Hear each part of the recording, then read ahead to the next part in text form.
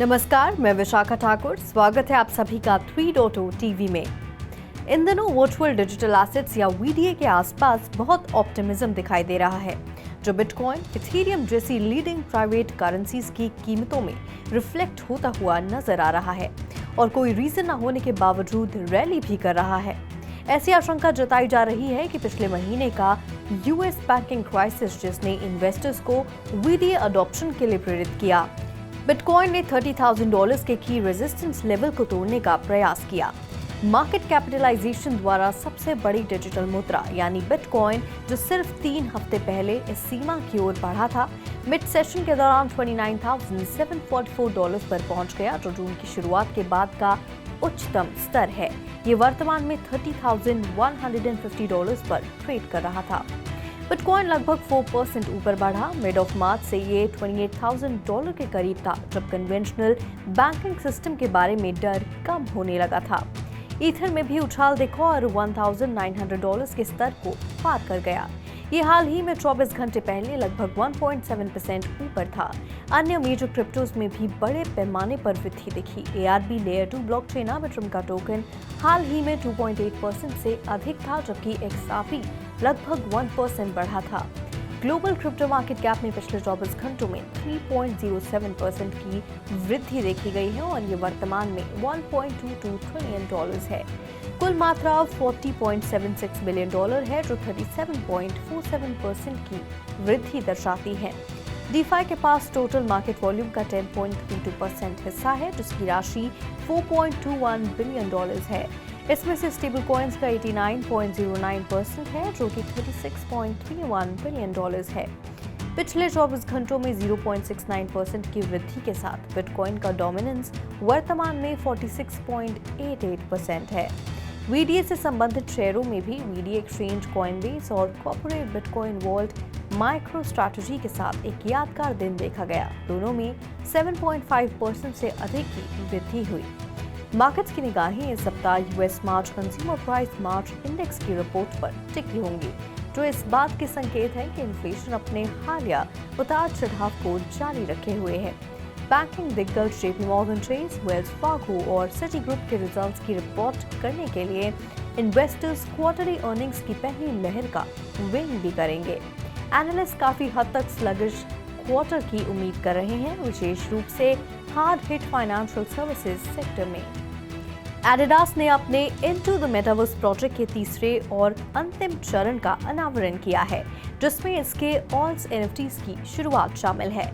इस पॉइंट पर 2021 में क्रिप्टो मार्केट के चरम के दौरान NFT की पेशकश शुरू करने वाली कई कंपनियों ने इस क्षेत्र को छोड़ दिया है। स्पोर्ट्स ब्रांड ने अप्रैल 2023 में इस लॉन्च के चैप्टर 1 की शुरुआत की, जिसे अगले कुछ महीनों में एडिशनल फंक्शनैलिटी और इम्प्रूव्ड होल्डर बेनिफिट्स के साथ शुरू किया जाएगा।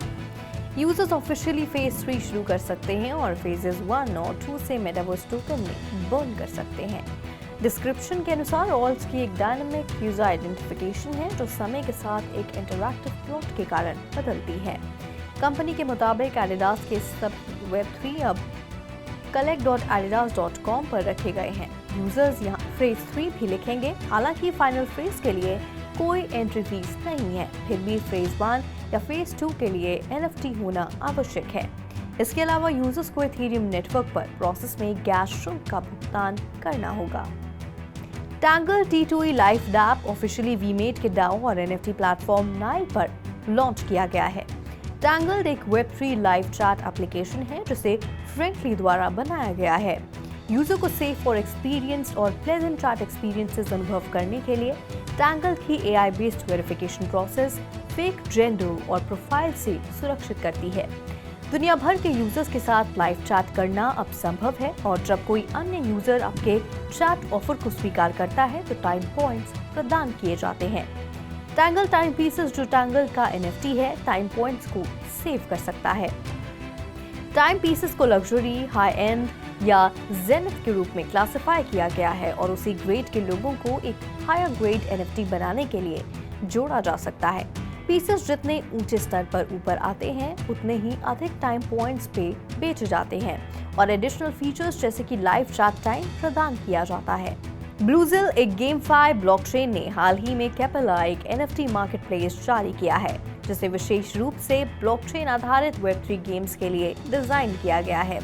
क्योंकि ये IBC के साथ काम करता है, कैपेला उन प्लेयर्स के लिए एक अच्छा विकल्प है जो एक मॉडर्न UI और अधिक सुविधाएं चाहते हैं। नॉन फंडेबल टोकन्स और फंडेबल टोकन्स दोनों जो Web3 गेम्स में अधिक आम होते जा रहे हैं, जो एफिशिएंटली सपोर्टेड भी हैं। कैपेला अपनी सिंप्लीफाइड ट्रेडिंग प्रोसेस और कॉस्मोस इकोसिस्टम के भीतर NFTs और गेमिंग कलेक्टिबल्स तक आसान पहुंच के कारण कंपटीशन से अलग है। ब्लूजिल ज़ाटो एक डिसेंट्रलाइज्ड स्टोरेज टेक्नोलॉजी है जिसका उपयोग कैपेला पर गेम एसेट्स को सुरक्षित करने के लिए किया जाता है। प्रोग्रामर्स कॉन्फिडेंट हो सकते हैं कि उनका गेम डेटा इस कटिंग एज मेथड से सुरक्षित है। आटो का उपयोग चेन्स के बीच NFTs को ट्रांसफर करने की आवश्यकता को समाप्त करता है और टोकन स्टोरेज और नीड्स के लिए एक पूर्ण समाधान प्रदान करता है। डिजिटल करेंसी मॉनेटरी अथॉरिटी ने आज international monetary fund spring meetings 2023 में international central bank digital currency की ऑफिशियल लॉन्च की घोषणा की, जो भाग लेने वाले सेंट्रल बैंक्स की मॉनेटरी सॉवरेनिटी को मजबूत करती है और IMF के रीसेंट क्रिप्टो एसेट्स को रेकमेंड भी करती है। यूनिवर्सल मॉनेटरी यूनिट, जिसे ANSI कैरेक्टर U द्वारा दर्शाया गया है, कानूनी रूप से एक मनी कमोडिटी है जो किसी भी लीगल टेंडर सेटलमेंट करेंसी में ट्रांजैक्ट करती है और बैंकिंग रेगुलेशंस को लागू करने और इंटरनेशनल बैंकिंग सिस्टम की इंटीग्रिटी करने के लिए CBDC के समान कार्य करती है। बैंक स्विफ्ट कोड और बैंक अकाउंट्स को UMU डिजिटल करेंसी वॉलेट से जोड़ सकते हैं और ट्रांजैक्शन स्विफ्ट जैसे cross border payments digital currency पर पूरी तरह से fixed price wholesale FX rates पर और इंस्टेंटेनियस रियल टाइम सेटलमेंट के साथ कॉरेस्पॉन्डेंट बैंकिंग सिस्टम को बाईपास कर सकते हैं। लंदन में global annual digital monetary institute symposium central bank digital currencies segment में प्रमुख खिलाड़ियों की सबसे गंभीर सभाओं में से एक है। 2023 में रिपल कंपनी का पहला प्लैटिनम पार्टनर बन गया। रिपल को DMI सिंपोजियम 2023 एक ग्लोबल CBDC समिट में प्लैटिनम पार्टनर नामित किया गया है। ट्विटर पर सुडोनिमस क्रिप्टो करेंसी एंथुसियास्ट के अनुसार ग्लोबल पेमेंट्स के लिए एक इकोसिस्टम बनाने वाली सैन फ्रांसिस्को स्थित tech company ripple digital monetary institute symposium 2023 का पहला प्लैटिनम पार्टनर बन गया है। ये CBDCs, money transfer regulation, business में ब्लॉकचेन एप्लीकेशन और अन्य संबंधित विषयों पर एक महत्वपूर्ण मीटिंग है। ऑफिशियल मॉनेटरी और financial institutions forum central banking, economic policy और पब्लिक इन्वेस्टमेंट के लिए एक इंडिपेंडेंट मीटिंग प्लेस लंदन में इस कार्यक्रम की मेजबानी कर रहा है। ऑफलाइन और ऑनलाइन इवेंट 10 से 11 मई 2023 को होंगे। मेटा का NFT sharing feature digital collectibles 11 अप्रैल को बंद कर दिया जाएगा। यूजर्स को इंस्टाग्राम और फेसबुक पर अपने NFT प्रदर्शित करने की अनुमति देने वाला प्रोजेक्ट समाप्त हो गया है। फीचर जिसे पहली बार मई 2022 में पेश किया गया था, जिसे प्लेटफॉर्म को डिजिटल कलेक्टिबल्स इकोसिस्टम में बेहतर ढंग से इंटीग्रेट करने के लिए डिजाइन किया गया था। यूजर्स एक क्रिप्टो करेंसी वॉलेट को लिंक कर सकते हैं और कंपैटिबल इमेज या वीडियो बेस्ड NFTs को एक विशेष प्रकार के पोस्ट के रूप में साझा कर सकते हैं। इनमें सटल ट्रिमर इफेक्ट होता है और ऑटोमेटिकली हर डिजिटल आइटम के ओनर और क्रिएटर को टैग करता है। मौजूदा digital collectible poster regular Facebook और इंस्टाग्राम पोस्ट में कन्वर्ट हो जाएंगी और मेटा थर्ड पार्टी वॉलेट से कनेक्ट होना बंद कर देगा।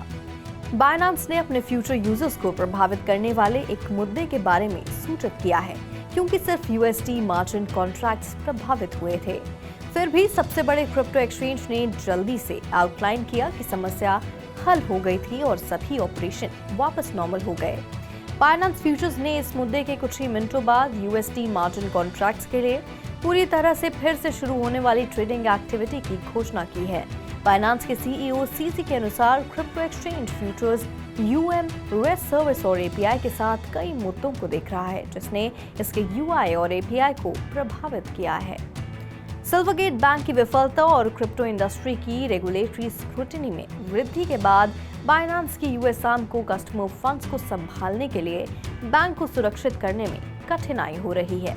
वॉल स्ट्रीट जर्नल के अनुसार क्रिप्टो एक्सचेंज Binance.US की US आर्म देश में कई क्रिप्टो फ्रेंडली बैंकों की विफलता के बाद एक बैंकिंग भागीदार को सुरक्षित करने में असमर्थ रही है। हाल के बैंकिंग क्राइसिस से पहले कस्टमर डिपॉजिट्स या तो सिग्नेचर बैंक या सिल्वरगेट कैपिटल कॉर्प को भेजे गए थे। इस बीच बाइनेंस ने अपने कस्टमर्स को सूचित किया कि कुछ USD deposit services temporary unavailable होंगी।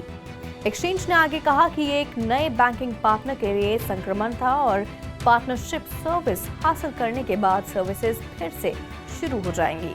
रिपोर्ट में कहा गया है कि Binance.US वर्तमान में फंड स्टोर करने के लिए कम से कम एक इंटरमीडियरी का इस्तेमाल करता है। जब से फंड्स थर्ड पार्टी के पास हैं, इसलिए फंड्स भेजने और मूव करने में विलंब अनुभव किया जाता है। सिंगापुर स्थित क्रिप्टो करेंसी एक्सचेंज बिटगेट ने हांगकांग ब्लॉकचेन वीक के दौरान अपने वेब3 फंडिंग के लॉन्च की घोषणा की। वेब3 फोकस्ड फंडिंग लॉन्च करने का प्राइमरी गोल उभरते हुए वेब3 और क्रिप्टो फोकस स्टार्टअप्स की सहायता करना है। क्रिप्टो करेंसी एक्सचेंज ने शुरू में वेब3 फ्रेंडली वेंचर कैपिटल फर्मों में $100 मिलियन के इन्वेस्टमेंट और नेक्स्ट जनरेशन के क्रिप्टो प्रोजेक्ट के लिए समर्थन की घोषणा की। बिटगेट के अनुसार ड्रैगनफ्लाई कैपिटल, ABCDE कैपिटल और फोरसाइट कैपिटल जैसी प्रमुख निवेश फर्मों ने क्रिप्टो एक्सचेंज से पूछताछ की है। कॉइन मार्केट कैप के अनुसार ट्रेडिंग वॉल्यूम के मामले में बिटगेट 14वां सबसे अच्छा क्रिप्टो करेंसी एक्सचेंज है। बिटगेट का 24 घंटे का स्पॉट ट्रेडिंग वॉल्यूम $4 मिलियन है। आज के लिए फिलहाल इतना ही। मैं विशाखा आपसे फिर मिलूंगी ऐसी ही ताज़ा अपडेट्स के साथ। तब तक के लिए देखते रहिए 3.0 TV। हमारे चैनल को लाइक, शेयर और सब्सक्राइब जरूर करें।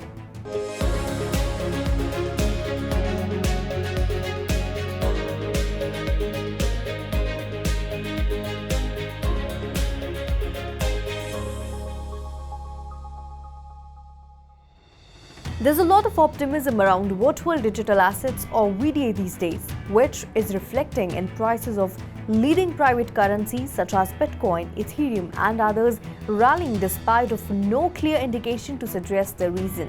It seems the last month's US banking crisis that drove investors to seek refuge in VDA is still at play. Bitcoin, the most popular digital currency, is attempting to break through key resistance level of $30,000. The largest digital currency by market capitalization, which just 3 weeks ago had teased a run towards this threshold, topped $29,744 during the mid-session, its highest level since early June, amid a surge in investor optimism. But the cause of the move was difficult to pinpoint. It was currently trading at $30,150. Bitcoin rose nearly 4%. It had been lingering closer to $28,000 since mid-March, when fears about the conventional banking system began to diminish. Ether also jumped, crossing the $1,900 level before retreating. It was recently up about 1.7% versus 24 hours earlier. Other major cryptos were largely in the green, albeit light shades. ARB, the token of Layer 2 blockchain Arbitrum, was recently up more than 2.8%, while XRP rose about 1%.